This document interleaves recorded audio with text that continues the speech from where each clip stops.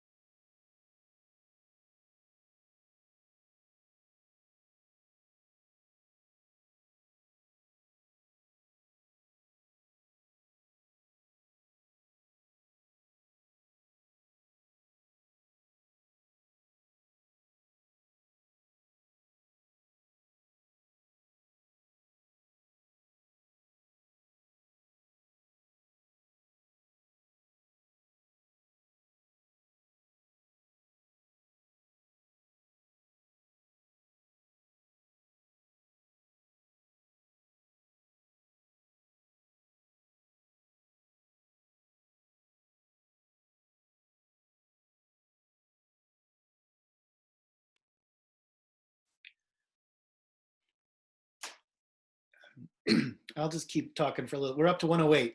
So only at about half the people that are registered. Now that doesn't mean everybody's going to try to log in, but I'm going to give everybody just a little bit more time because it's ticking up pretty quickly. It appears, and lots of familiar faces in here. So it's nice to at least know that everybody's doing all right around town. Welcome, and it's broadcasting live from all of our homes. So we'll see how this goes.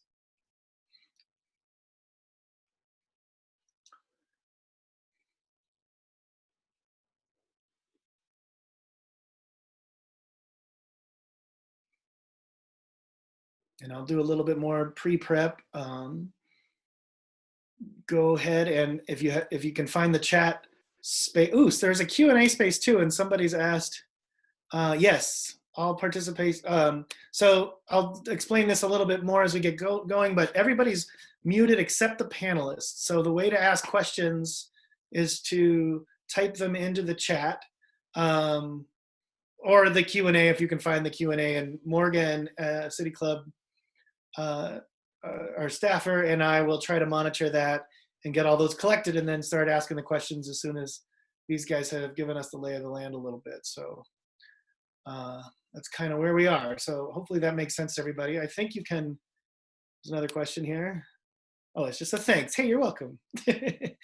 Folks on the telephone, I apologize. I'm not sure there's a way, if you're actually calling in, that you can ask a question, but unless Morgan kind of types me another response. So you might have to rely on the digitally attached folks, but we will do our best to get going. All right, I think we've slowed down the growth, so I'm gonna go ahead here in a minute or two and and get this thing rolling. So I'll pull up my official thing, and we're gonna give this a shot and actually try to make it a radio show. So I will try not to make any more Tiger King jokes, or at least only like 6 or 7 more Tiger King jokes between now and the end of the hour. So it's about 12:05. Thank you everybody for coming, and I'm gonna, Eric, if you're listening, I'm gonna go ahead and get started here in a second. All right, you guys ready? Nods, panelists? All right, thank you. All right, Hello, and welcome to today's City Club of Boise program, the Post-Legislative Session Conversation. I'm Greg Hahn. I'm a board member for City Club. I'm today's moderator. Now, obviously, this is a little different circumstances than what we're used to. So I want you all to imagine that maybe we're together in the Grove Hotel and we're sitting down with dinner and we're all wearing real pants. And we'll just have to assume for the purposes of this meeting that this suit does go all the way down. As I told these guys earlier, I've been getting up every morning and putting on a suit and tie, so I don't know what everyone else has been doing, but this is just, me facing, that's not true. None of that's true. I want to, a couple of notes for folks who are participating live. There's no audio on your computer, so we can only hear from you if you ask questions in the chat or the Q&A. And the panelists, you should be able to hear all the panelists, but send us any questions or concerns in that chat site.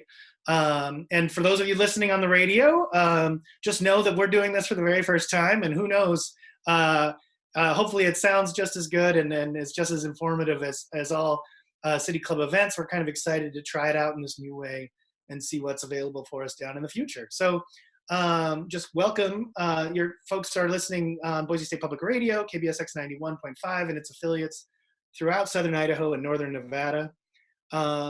Today's forum, this is available for our audience in large part because of our City Club partners and sponsors. So I want to take time to thank a few of these organizations that help us achieve our mission to ensure compelling conversations, engage citizens in a dynamic community. Our premier sponsor is Northwest Nazarene University and the NNU College of Business. Our annual sponsor is the St. Luke's Health System. We also receive support from our forum series sponsors, AARP Idaho, the Bank of Idaho, Concordia University School of Law, which we still appreciate them still being involved despite some big changes over there, Echelon Group, Micron, and the Pacific Source Health Plans. The City Club of Boise receives grant funding from the Idaho Humanities Council. Thank you to our media partners. They include Boise State Public Radio, 670 KBOI, Idaho Statesman, Idaho Public Television, and our university partners, the University of Idaho and Boise State University and NNU. I do want to say, City Club, like everybody, is going through a really weird time, right? It exists to host forums and bring people together and talk about the issues, and it's a little bit challenging for all of us. So we do have a way that you can help out just a little bit. If you text the word Boise, B-O-I-S-E, Boise, to 208-243. Oh, that's the number in here is wrong. I'm gonna have to get back to you. Oh wait, no, it's only 6 numbers, right?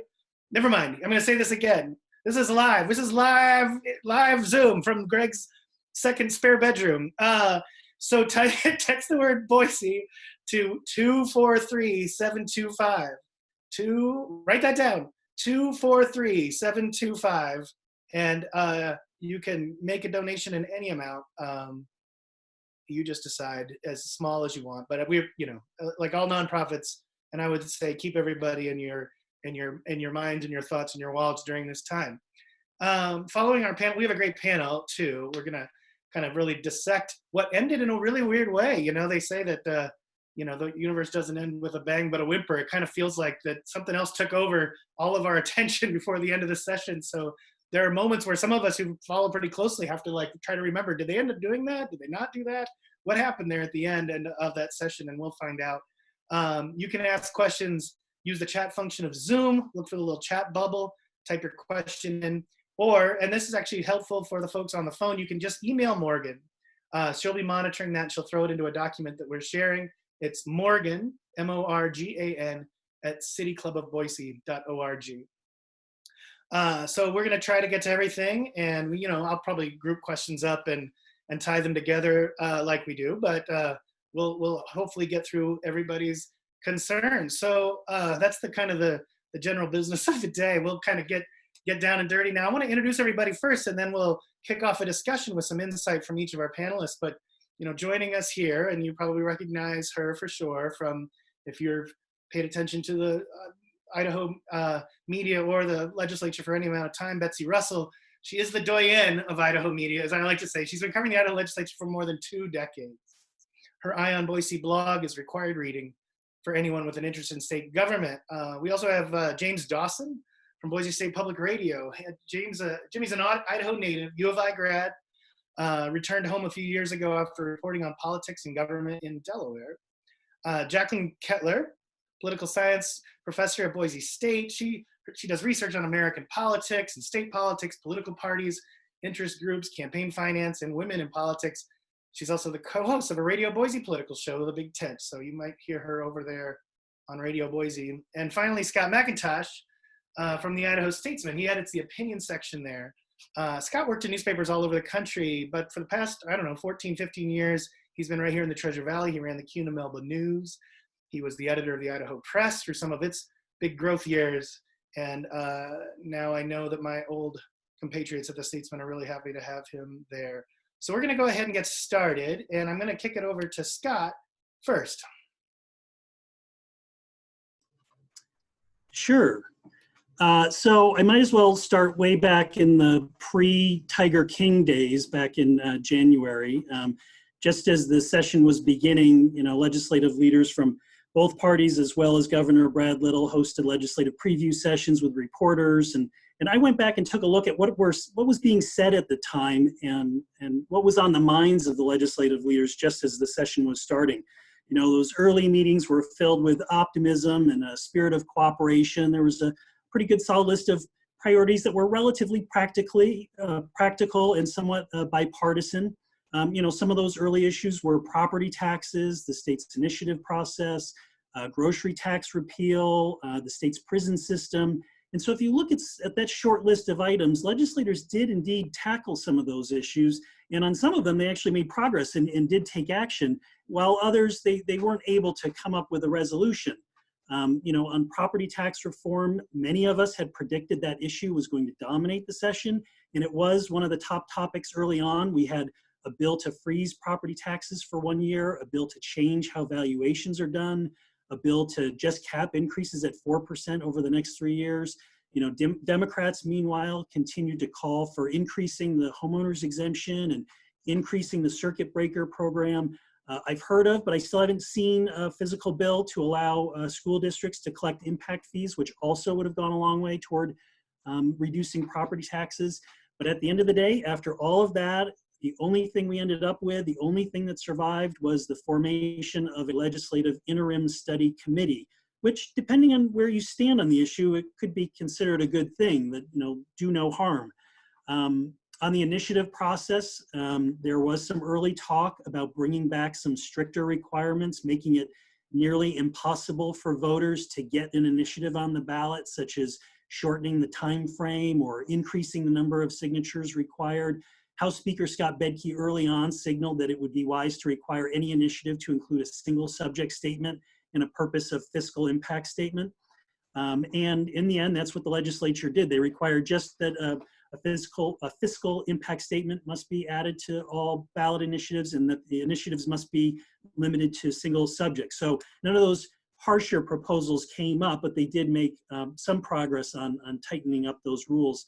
And then regarding the state's prison system, the governor proposed a budget increase of 13.2%, which I think was the largest percentage increase by department in his budget. And that included money to send another 500 Idaho prisoners out of state. We already have 630 some odd prisoners in an out-of-state prison in Texas right now.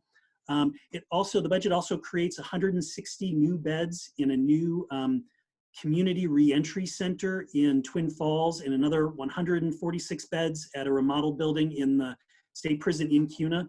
And so that would add a capacity for 806 people in the state correctional system. And at the same time, the budget kind of worked at it from the other end, adding about $6 million in new money for what they're calling connection and intervention stations for high-risk supervised parolees to keep them from coming back into the prison system. And then it added another $500,000 for community recovery centers. So the state is proposing to chip away at the problem from both sides, supply and demand, with minimal expenditures. There was a little bit of pushback during the session and early on, a little bit of questioning of that approach. And there was even an Office of Performance Evaluations report stating that there would actually be a cost savings by just building more prison space in the state. But in the end, the budget was approved with a kind of, well, let's see how this approach works, and hopefully that works. Grocery tax, that was also another early issue that generated a lot of interest. Everyone seemed to be skittish about lower than expected revenues at the time. So legislators were hesitant to eliminate the grocery tax altogether, which would have meant an $80 million to $90 million hit to the budget. House Speaker Scott Bedke proposed a bill increasing the grocery tax credit from $120 per person to $135 per person. And that sounded like a reasonable compromise, but the bill ended up not going anywhere in those waning days of the session. So the legislature did end up tackling some of these big ticket items, but I will point out that in early January, January 5th, I wrote this in one of my columns. I wrote, "The session, though, invariably goes off the rails with fringe issues that few people saw coming as a pressing problem in search of a solution, and devolves from there to petty bickering between Democrats and Republicans, Republicans and Republicans in the House and the Senate." And I think we saw that with this session. I'm sure we'll talk more in depth about this, but a series of bills on transgender rights ended up taking a lot of time and energy during this session, something that few people saw coming.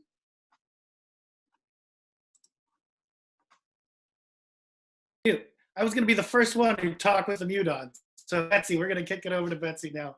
Okay, Betsy Russell, and welcome newcomers. We have a few stragglers coming in, and I think there may be some other issues we're working on, but the number keeps growing, so that's a good sign. Betsy. Okay. So I'd like to talk about two of this legislative session's epic fails. And these are issues that coming into it, everyone thought pretty much were top priority, must-do things that would happen this year. And one of them, as Scott mentioned, was property tax relief. Legislators were very adamant that they were hearing from their constituents that they were being taxed out of their homes and that something had to be done to provide property tax relief specifically for homeowners. Idaho was seeing a big shift in the property tax burden from various other types of property to residential property, to the point that in Ada County, residential property was paying 70% of the property tax, all else paying 30%. So there was a working group over the interim. There were ideas being floated out there. Two of the ideas that were drawing strong support, and I think I would differ with Scott a little bit on this, it wasn't just among Democrats. These had broad support, I think bipartisan support, and they were to increase the homeowners exemption and restore the indexing to inflation, both of which were things that the legislature did away with in 2016, and to update the circuit breaker, which is our main property tax relief measure for the low income elderly and people who fit certain eligibility guidelines. It hadn't been updated for inflation since 2006.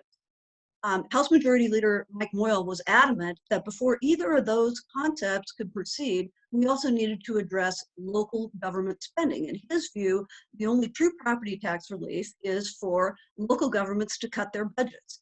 And while it's true that if local governments tax and spend less, fewer property taxes would be charged, we're also in a time of great growth. And so our local governments were under, state law required to provide services for more and more residents. And it was against that backdrop that we went into the session, and numerous proposals to address the homeowners exemption and circuit breaker were presented to the House Revenue and Taxation Committee, but none of them ever even got an introductory hearing.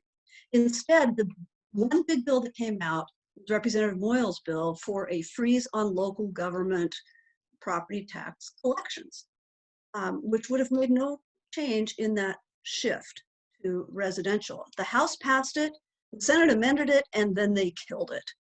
And then the Senate decided to introduce their own bills on the homeowners exemption and the circuit breaker. And I should say that these had near unanimous support and were proposed by Senate majority leadership.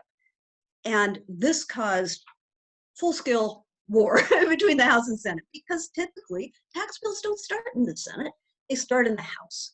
And the reason for that is that the Idaho Constitution in Article 3, Section 14 says that, quote, bills for raising revenue shall originate in the House of Representatives. Well, Senate Majority Leader Chuck Winter said, well, these two bills are not revenue bills, so they don't have to start in the House.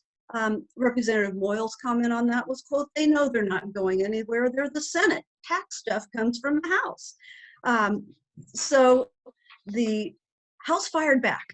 They found an obscure bill that the Senate had passed to require a standard form when people apply for the homeowner's exemption. They amended it into a bill that would raise the homeowner's exemption from the current cap of $100,000 to $112,000, but would pay for that by cutting $32 million out of local government budgets, primarily counties. Now, by this point, we were in the middle of a coronavirus outbreak, which cast a different color on the late part of the session. And so during the debate on amending that bill, the Democrats in the House were very adamant that this was not the right time to cut $32 million out of local government budgets.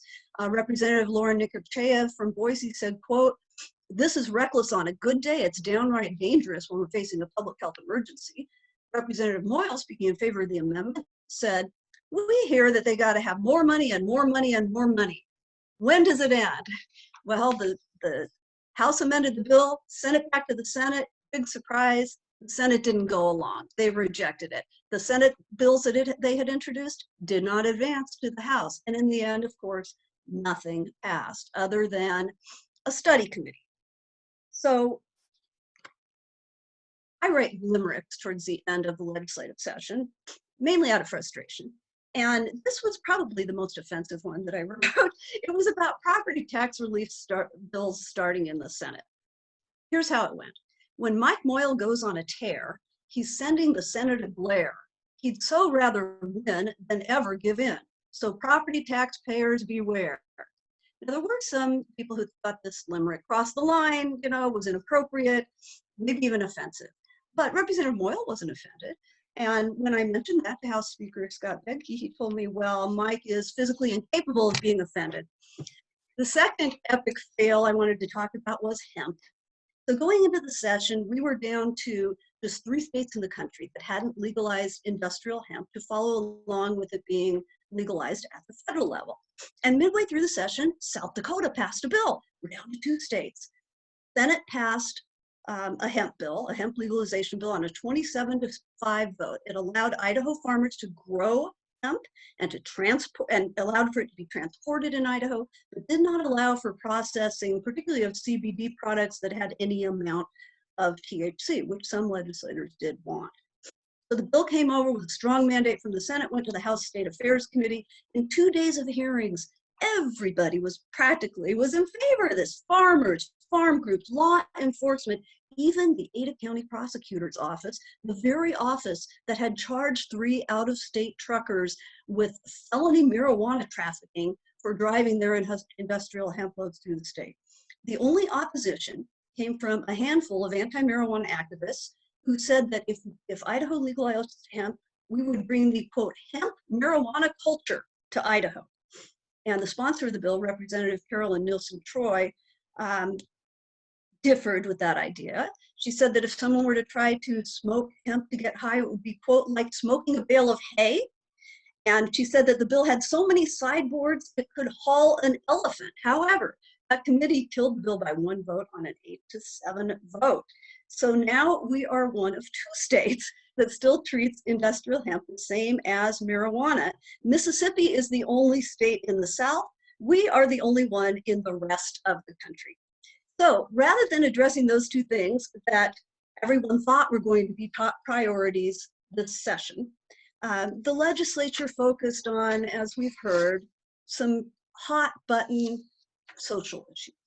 And it wasn't just the transgender bills. There were abortion bills, there were gun bills, there were all these kinds of hot button issues. And I do have a limerick about that entitled "So Many Hot Button Bills." This was written right as the filing period opened for legislative seats. As challengers file for their seats, we're seeing such lawmaking feats. Election year bills that give rivals chills. They've really pulled out the red meat.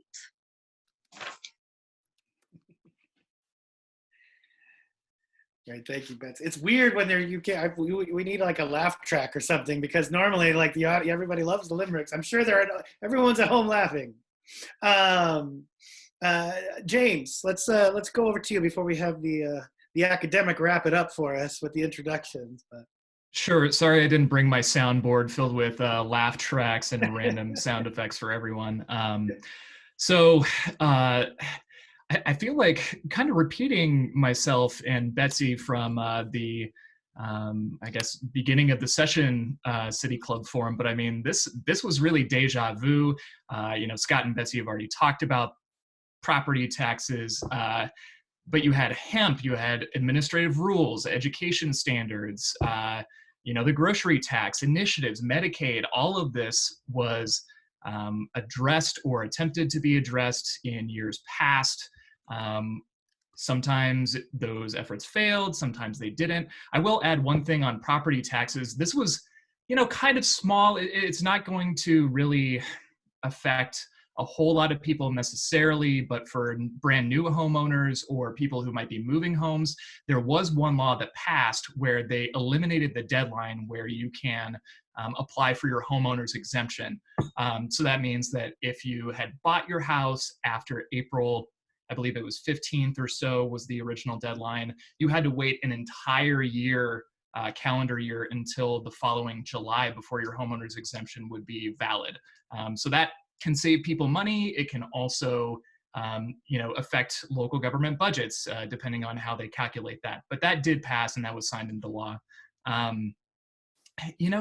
Something that stuck out to me, this is only my second session, maybe third tangentially covering the Idaho legislature. It's about my 8th total. And something that's interesting, I've worked in states where there are supermajorities in both chambers. In Delaware, they were the Democrats. Here, it's the Republicans. They control 80% of both chambers here. And whether it's for a lack of trying or for some other reason, they don't seem to be able to get any kind of coalition together on these big issues. Maybe it's just because you have so many competing ideas that they don't know which one rises to the top, whether it's leadership not wanting to yank on the reins as it is. Anecdotally, when I talk to lawmakers here and elsewhere, I mean, they tell me it's actually much more difficult to govern the larger a majority is because, people have competing interests. And I'm sure that Jaclyn can talk much more about that with more data than I can. But really kind of things that I'm looking forward to in the future are we going to have a special session? I mean, depending on how big of a toll the coronavirus takes on Idaho, I really wouldn't be surprised if there's one to figure out how to spend this $1.25 billion that Idaho is getting from the federal government. You have $2 million that the legislature set aside earlier this year. Whether they need to move other budgets around. We did get a peek at the tax revenue for March. Seemed to be generally okay, but that's also kind of towards the beginning of before things shut down. They're expecting to see sales tax get a temporary boost just because people are buying a whole lot of staples and supplies. But as stores stay closed, the longer they stay closed, you're not going to be able to buy as much. As for personal income tax, that all depends on, how many people we still have unemployed during this whole thing. So I guess mine is more of a forward-looking introduction. The other thing that I would watch with that special session is, because it's an election year, does that also leave open the possibility of other bills being put forward by non-leadership, or is it going to be a pretty tight ship and basically be a one and done one-day session where, okay, we know what we're going in for, this is what we're going to do, and we're going to knock it out in 12 hours or whatever it is. So those are the things that I'm keeping an eye on as well. All right, thank you, James. Jaclyn. Hey. All right. So I'm just going to kind of expand on some things that have already been mentioned and talk about kind of the broader context of the legislative session. And again, as Betsy and James mentioned, it's an election year. And election year sessions can bring some additional kind of pressures or incentives for legislators as they think about the primary and general election. In Idaho, we don't have a ton of general election competition. In 2018, we had like 15 seats. There's 15 races where the winner won with less than 20% of the vote. So that was a lot of races that were not competitive. That means a lot of the competition is in the primary election. And so that's where you get these, internal kind of party struggles perhaps to go more ideologically extreme. Because primary voters tend to be more ideologically extreme. They often may be activist or single issue voters that really are looking for representatives that are going to work on the issues of interest to them and ideologically align with them. And keep in mind, we also have a closed primary on the Republican side, which may even heighten that to some degree. So legislators, especially when we have primaries in May, right? Like they're going to feel that pressure during the legislative session. And so a few things can happen. One is we see the number of proposals increase during a legislative session in an election year. And for example, in 2020, we saw 830 new legislation proposed. Not all of that was formally introduced, but that's on line with 2016, where we had 830 new legislation. In 2019, we had 761. So you can see like a lot more activity trying to propose ideas or bills in an election year. That's one way that legislators can try to credit claim or show that they're working on issues of interest to voters, especially their primary voters.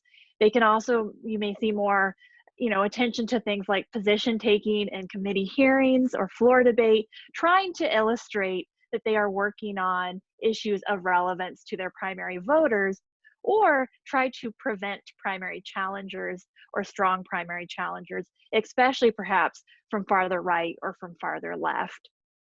As a result, that can make it difficult to get a lot of traction on big, kind of complicated policy reforms, something like property tax, especially thinking long-term, and a lot more incentives to perhaps focus on, as Betsy said, those hot button issues, those social issues that primary voters may really care about, like abortion, the affirmative action ban. We had the transgender rights bills. So we had a lot of these bills that primary voters may care about, or it may really motivate them to turn out, or it may help demonstrate, what legislators try to appeal to their base, especially in that primary election.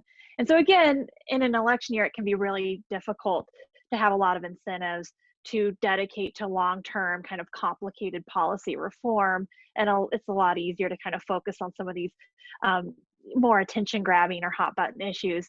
Even during the extensive rule and regulation review, we saw some of this, like in the House, a lot of focus on the Common Core standards, again, really trying to perhaps appeal to a primary voter population.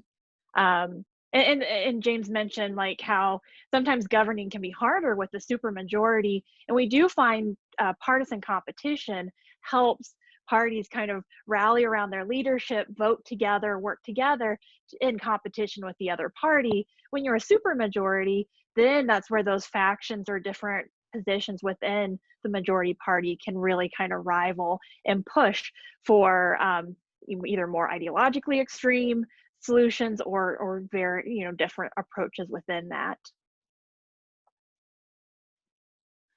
All right, thank you. Well, thanks to all four of our panelists. I want to kind of remind everybody who's going to be listening on the radio that this is the very first ever City Club of Boise virtual forum.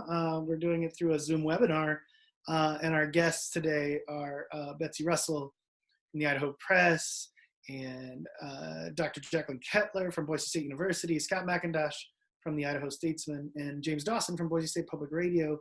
And thank you all. And over 160 some participants that we've got online live today. So we're kind of excited about it, and the questions are rolling in, and I want to encourage those folks who are there to go ahead and please type in your question. And this is a little different because I can see your name, but I won't out anyone. You can send it, or you can email Morgan and she'll throw it in my document and just anonymously.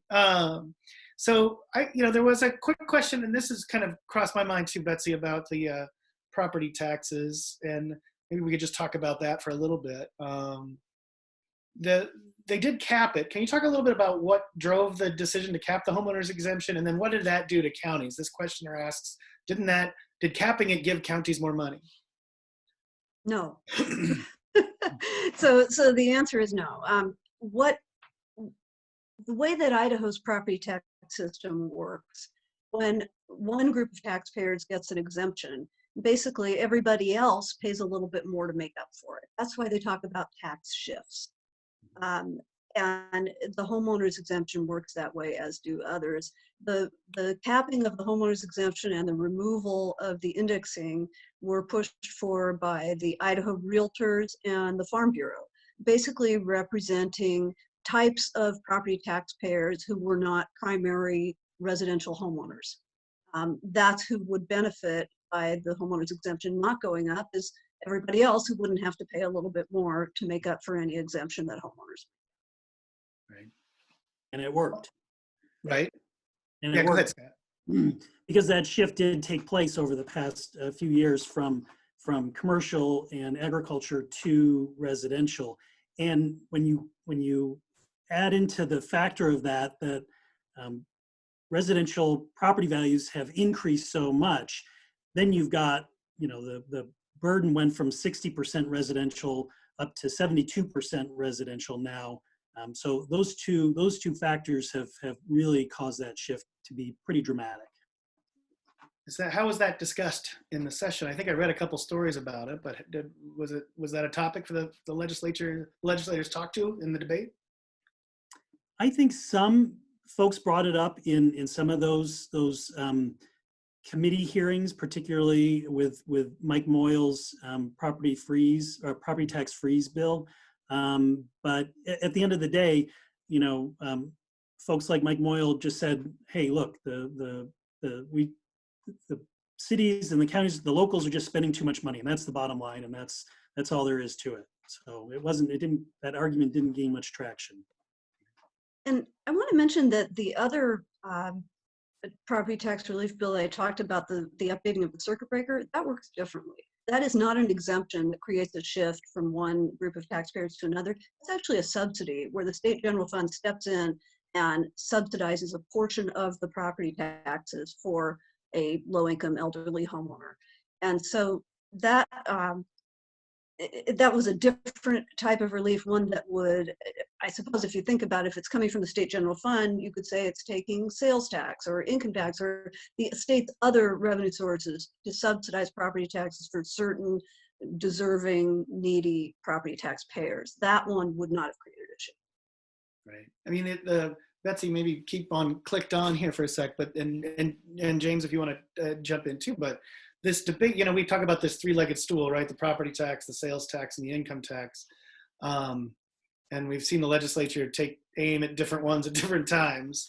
How do we sit in property taxes? Is it just, are we reacting, is it an urban-rural thing? Are folks who live in, Boise and some of the, Eagle kind of more worried about this than in other places, or is it kind of across the state? Why is the property tax rose up to the level, and where do we really sit compared to other states? Well, the reason really has to do with the very fast growth in urban areas in Idaho that saw huge skyrocketing property value increases for single family homes. And overall, as far as property tax rates compared to the rest of the country, I think we're around the middle of the pack. We are not particularly high. But the combination of the shifting of the burden that we've seen in recent years, in part because of some of the things the legislature did, and the huge increase in values that we specifically saw as Idaho boomed and people moved here and built new homes and bought homes, are what created all this angst about rising property taxes. And it was really for very specific property taxpayers. And there were parts of the state where that simply was not happening, and that was not an issue. Yeah, I can definitely say that my parents talk a lot about their property tax bill up in Lewiston. So it really seems to be, focused on either strong growth areas or places that do have a little bit higher population. As for, I think Betsy's right. We are in about the middle of the country or on the lower end of how much property taxes are. And it also has to do with how we reevaluate home values, every year too. Other states, it might not necessarily be a good thing depending on how you think the money is spent. But for instance, I know other states, they actually don't even do these reevaluations even on a regular basis. For example, Delaware hasn't reevaluated home values unless that property is sold for upwards of 40 years, which has affected a whole lot of other things in their budget. California also has, their proposition that went into effect a long time ago, where it's not going to go above the purchase price except for a certain percentage every year, and that also comes with its own set of consequences. Yeah, but it's such a hot. Nothing gets your blood boiling in the state more than I remember a few years ago going on tour with the legislature the last time the property tax was a big deal, and then Senator Sean Q had to take her shoe off and slam it against the table to get everybody to quiet. Now she's on the state board of ed now, and one of arguably my bosses, so I won't say too much, but it definitely quieted everybody down. She took control of that room. Dr. Kettler, we've got some good questions that are sort of related to this. This is, that kind of along what Representative Moyle says, hey, they're all they want is more and more and more. The only way we're going to cut this is to cap them. But those are local decisions, right? Being made by people who are elected locally. And somebody asked, did we see more of those? Was this an uptick in kind of, changing how schools years start, bonds issues? We've seen them. I think they did even how you elect local officials changed a little bit this year. So can you talk a little bit about that kind of urban-rural divide and how that plays out in a place like Idaho?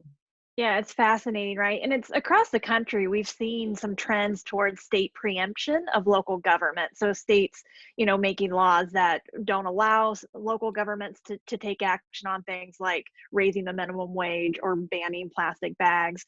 But this is also, we've seen some interesting kind of controlling local governments through like how they run their elections.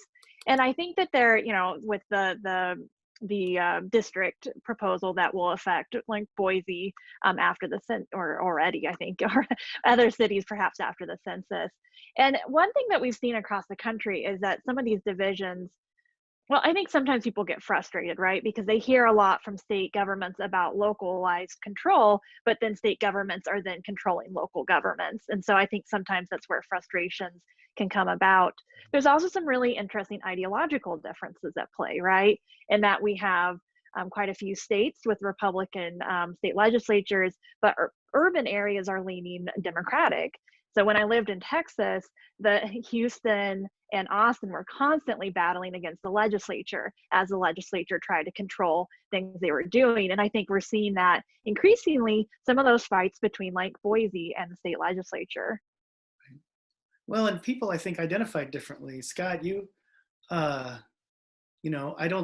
think probably the readers of the Cunam-Elba News thought of themselves more rural than urban, though they sit squarely in the middle of a metropolitan area, a lot of them. A lot of it is just sort of self-identity, right? Well, right. And also, it's that autonomy. So if you look at one of the bills that got passed this session on limiting how often school districts can ask for a bond, that's something that, CUNA school district board members and school district officials came and testified against, because we already make it so hard to pass a bond. It's 66, it's 2/3 supermajority to pass a bond. And now you're limiting how often you can ask. You can only ask once a year. So, there were a lot of upset people, whether it was urban or rural, with some of these decisions to take away local control. And on that particular one, it's worth noting that although there was a ton of debate, it was very controversial, it did pass the House, it never got a hearing in the Senate. So that bill did not become law. Oh, my mistake, sorry. That's what I mean. We don't know what's going on. In fact, we got a question from a pretty connected person who says, I don't understand the final decision on funding for the Medicaid expansion. Nobody seems to have a straight answer. So Betsy, what happened with Medicaid? Okay, so there was a lot of debate about whether or not they ought to tap counties to pay in towards the state's 10% share of Medicaid expansion. The federal government pays 90%. And a legislative interim committee was favorable to the idea, and so Governor Brad Little in his proposed budget called for, basically left space for the legislature to come up with the means of doing that and fund about $8.5 million out of the Medicaid expansion budget from that source. However, several bills were proposed, none of them ever passed. None of them even came out of committee, I think. And so by that point in the session, JFAC had already set the Medicaid budget, and they just left an $8.5 million hole in it that they could fill later when this legislation passed. Well, it never passed. So we have a budget with a hole in it. And I mean, compared to the budget as a whole, it's a small hole, and it could be covered by a supplemental appropriation next year by next year's legislature if they decide to address that policy issue. There were even some who argued, well, expansion, the enrollment has been less than some of the projections were. Maybe we're fine without, filling that $8.5 million hole. But that's basically what happened. Well, yeah, and now that we have ostensibly more people potentially signing up under the Medicaid expansion population based on the coronavirus stay-at-home order, it'll be interesting to see just how much that grows, because I think the last time I checked, we were about 67,000 people enrolled under the expansion, with an estimated 91,000 people expected to sign up or at least potentially be eligible. So we'll see how that grows over the coming months. I was going to hold off on some of these coronavirus questions towards the end, but have you talked to the projectors, the economists who have to try to figure out what might happen in 6 months, and the folks who are predicting maybe what the Medicaid enrollment might be? I mean, obviously we've all just been scrambling just to figure out how to call in to work from home. So I'm sure that there is a lot of questions that are unanswered, but it just seems that in some cases, it's just any assumption we had before this hit is thrown out the window. Well, the state's biggest revenue month of the year, when it collects the most, is typically the month of April. And that's because that's when everybody's income taxes are due. And so they forecast and plan for, by far, the vast majority of state tax revenues to come in April. Well, this year, the state income tax deadline has been delayed. It's no longer April 15th, it's June 15th, and then the federal isn't until July. And so I think it's quite likely that when we see those April figures, they will be far less than was forecast. Now, does that mean they won't still come in June? Does that mean they need to do sudden, very far-reaching mid-year holdbacks? There's a lot of analysis that I think hasn't yet been done, and that a lot of people are going to be looking very closely at trying to figure that out.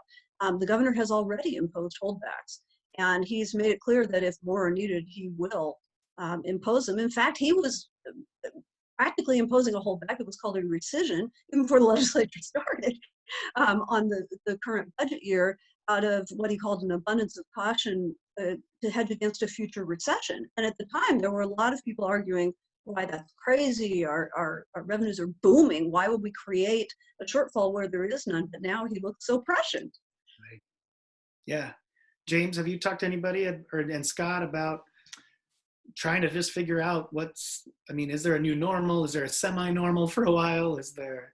How are they kind of looking ahead? Yeah, not to tip my hat too soon, but stay tuned on that. Working on that story right now, actually. I used to be an editor, I know how to. Yeah, exactly. Yeah, and to Betsy's point, I think that's an incredibly important point to note, is that, you had Democrats and even some Republicans, not too many, but say well, why can't we just spend a little bit more? Why are we doing a 2% holdback next year with a 1% in the current year? That's now up to 2% with his recent proclamation, right? Not to mention all of the money that got socked away into the rainy day fund over the year too. That's about 30 million, I believe, forecast for next year, and another several million, tens of millions in the current fiscal year as well. So they're really trying to position themselves in a better spot than they were in 2008 when they were kind of caught off guard with the Great Recession.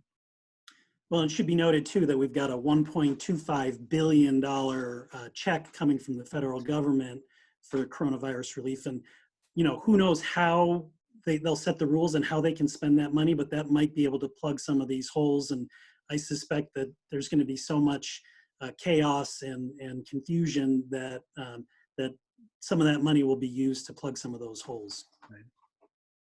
Jackie, what kind of what's the precedent for this? Where are you looking at to see is, obviously 1918 comes to mind, but there must be other and recessions and depressions, but is that something that you and your cohorts are talking about? How to even start to put some kind of lens on all of this? Yeah, I think it's interesting. And of course, immediately we're going to look to after the 2008, 2009 recession, right? And so how states responded there. And some states was focused a lot on putting more money into the rainy day fund, being concerned about this coming again, while other states have not been focused on that as much or have spent more of that money. So we'll see states being in kind of different situations, also depending on kind of what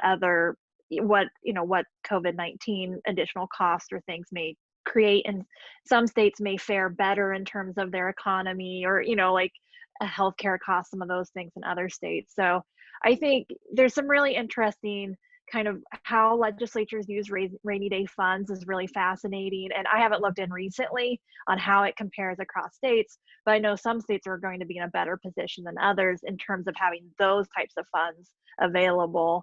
And some states are going to be more willing to dip into, other funds as well, while other states are going to be more cautious and conservative in kind of how they're funding and how they're approaching it. Yeah, the last comparison I saw, Idaho was among the top states with rainy day fund amounts compared to whatever the previous year's budget was. Something else to look out for, and I kind of saw this in Delaware, it took forever to get out of that recession. It took a very long time for a variety of reasons, but something that has stuck with me and something that is a question I want to answer is Idaho in a worse, does it have fewer tools in the bag right now to actually address this? Even though we might have this money, right? There are fewer easy ways to cut the budget if you did not backfill the positions that you cut in 2008. If you already eliminated a bunch of different programs, Idaho, doesn't really have a whole lot of statewide programs, whether it's a welfare program or some other kind of social benefit programs. So those things might have already been cut and never actually added back into the state budget. So how many other levers do they have to pull once these things kind of shake out and we see just how much money we might be in the hole for? Well, and maybe I'll ask kind of the overview question first, and then we'll go to the specifics. But what does something like this have to do, Jackie and Scott, with there's such these sort of hot button issues that we've been talking about, and I'll have a couple questions on the transgender bills, and I'll ask those in a sec. But does a big worldwide controversy or a crisis like this, does that affect how people view these things? They still seem to talk about them all at the tail end of the session. So I'm just kind of wondering if you thought, if it certainly feels like in day-to-day work, a lot of things that seemed important 2 months ago all of a sudden don't seem as important. Is that true in politics as well, in government?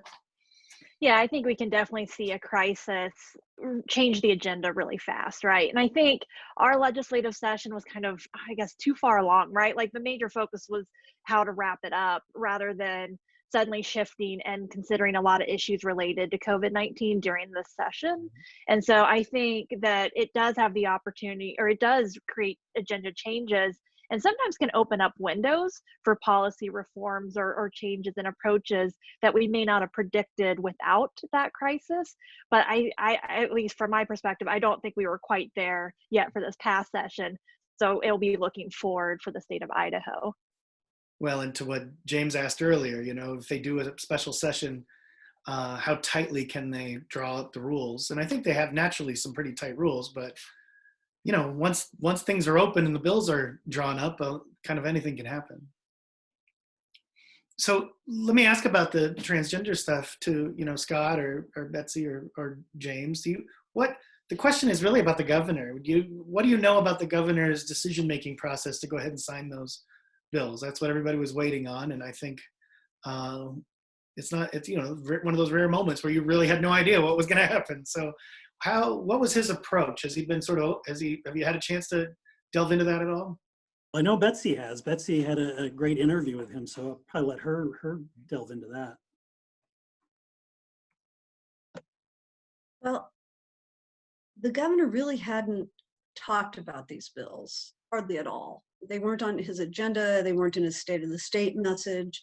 And when he was asked about them, mid-session, most notably at the Idaho Press Club breakfast, his comments seemed fairly negative about them. I think that there was some thought that this was not high on his agenda, and maybe he wouldn't sign such, sweeping changes into law at a time when there were so many other pressing priorities. But when I did talk to him about his decision making, he very strongly defended signing the bills into law and suggested that he thought they were the right thing to do, that he thinks that it's a matter of logic, that birth certificates should show sex at birth and that no changes should be allowed. And I asked every follow-up question I could think of about, well, how does that affect a transgender individual who wants to have identity documents that match the way they present themselves to the world? And he basically said, that's not the point. The point to me is just that it seems logical and common sense for birth certificates to reflect sex at birth and not change. And our conversation was similar, I think, on the sports bill, which House Bill 500 forbids transgender girls and women from competing on women's teams in school sports. And particularly really with both bills, there were Attorney General's opinions that suggested that there were serious constitutional problems, that the state would be required to litigate to defend these, and that the cost would be huge. On the birth certificate bill alone, the Attorney General's opinion estimated that the state would have to pay more than $1 million just to pay the other side's attorney fees if they went to court to try to defend that, because we've already litigated on this issue. And when I asked the governor why was it worth it, in the face of that cost and with his concern about the general fund, to go ahead and sign that bill into law, he went right back to, well, it's logical to me that a birth certificate should reflect sex at birth. I mean, he basically suggested it was his opinion at heart, and that's what he wanted. Interesting. And I think it's interesting, the legal gymnastics, and this might be a transition to Jimmy, but the legal gymnastics that he went through in vetoing the wrongful conviction legislation, was a very, detailed legal analysis. But with the transgender bills, it was just, nope, I'm approving those. So it was interesting to me, the difference between the legal analysis that went into both of those issues. Well, and not to mention, Betsy kind of touched on the cost issue of this. He vetoed, with the wrongful conviction bill and another one that would have transferred more general fund money to towards transportation spending. He vetoed those bills, saying that, we don't know how much this is going to cost, at least for the wrongful conviction bill.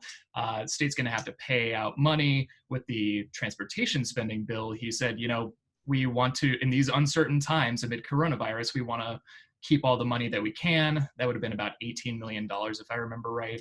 And the quote that stuck with me most, I think, from Betsy's interview with the governor on this was, you asked him, did you read these attorney general's opinions that said it's going to cost a ton of money? We're probably going to lose. The Constitutional Defense Fund is going to have to bear the brunt of this.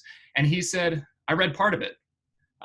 So I don't really know any other way that you can read that aside from it being his own opinion, right? Well, there's a follow-up question from one of our virtual audience members that's about, North Carolina had some pretty big repercussions when they passed that bathroom bill. They have a new governor now. They repealed that. Do we expect anything like that? Have we seen any signs of anything like that? I'll just throw that to everybody.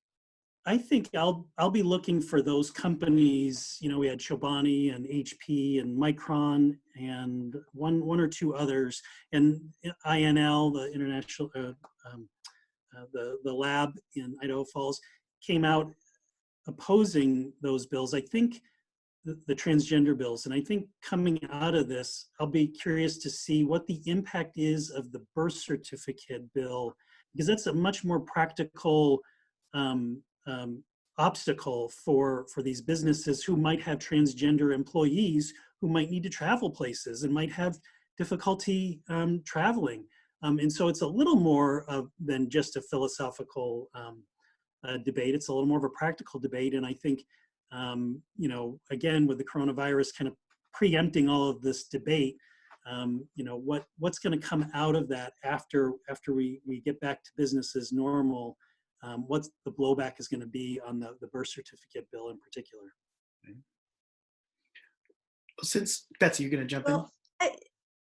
I was just thinking, I wonder if in some ways the governor's views on this issue are colored by his experience with the Adri Edmo case, which he had already been very staunchly defending the state's position that the state prison system should not pay for gender confirmation surgery for this inmate, Adri Edmo, even though the court said that it should. And he had expressed his desire to appeal that all the way to the US Supreme Court. He felt that it wasn't medically necessary. And it may be that that in some ways colors the frame through which he is viewing transgender rights issues. I also do wonder, though, since he signed these during his response to the coronavirus outbreak, I mean, this might be a little bit more of a cynical situation or more calculating than could actually be the truth, but I do wonder how much he worried about expending political capital by vetoing these bills should another extraordinary session come into play, right? Because both of these bills passed by veto-proof majorities in both the House and Senate. Would people hold that against him if a special session were called? I don't know.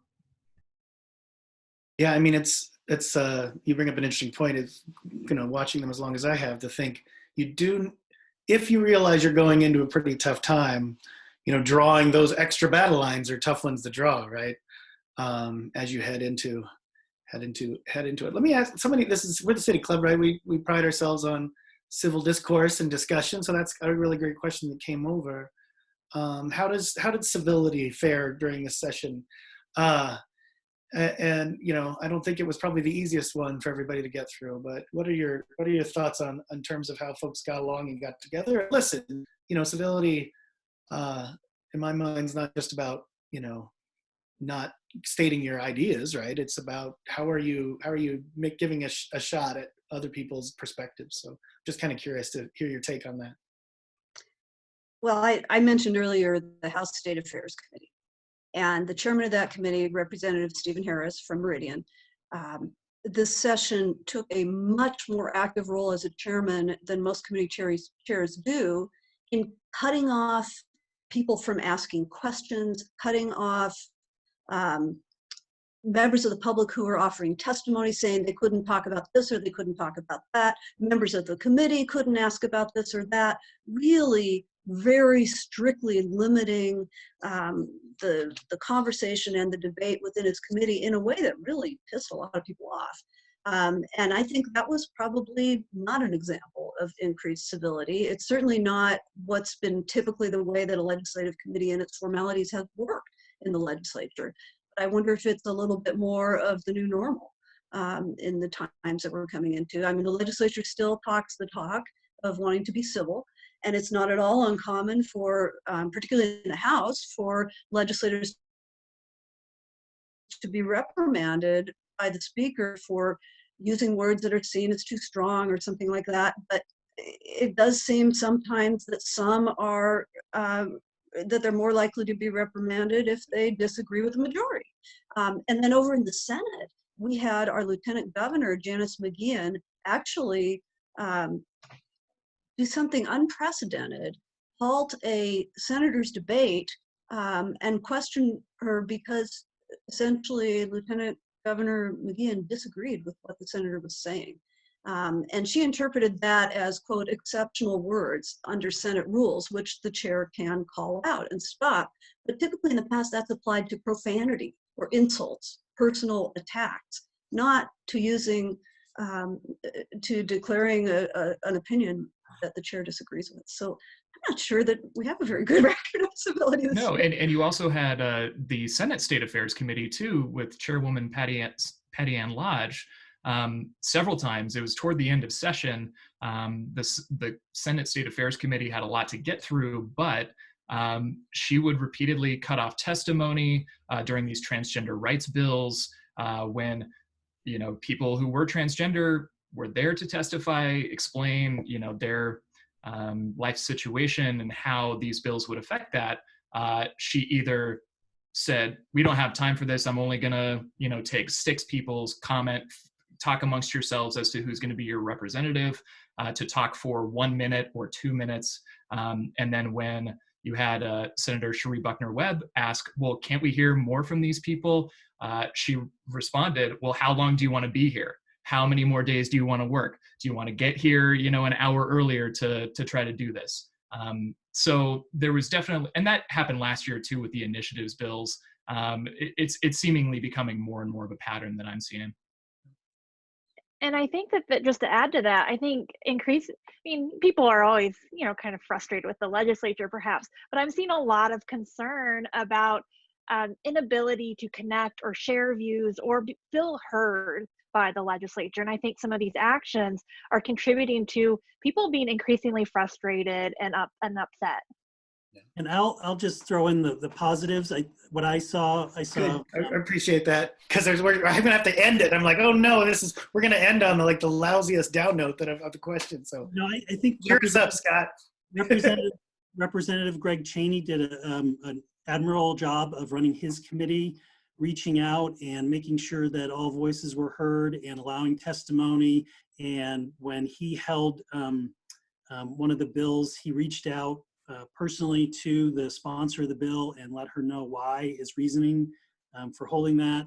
I think Representative Gary Collins did an admirable job managing the hearings over the property tax freezes. That was 2.5 days of testimony, and he made sure that everybody who wanted to speak had a chance. And there was a lot of disagreement, and that could have gotten really ugly, but I think he handled those committee hearings very well. So there were some highlights, I think, on the civility front this session.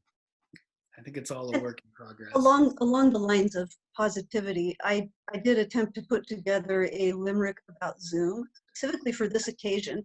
So I'll offer that now. I know it's not good to assume, but since we're not all in one room, there's more than fair chance some aren't wearing pants. Now, ain't that the beauty of Zoom? That's right.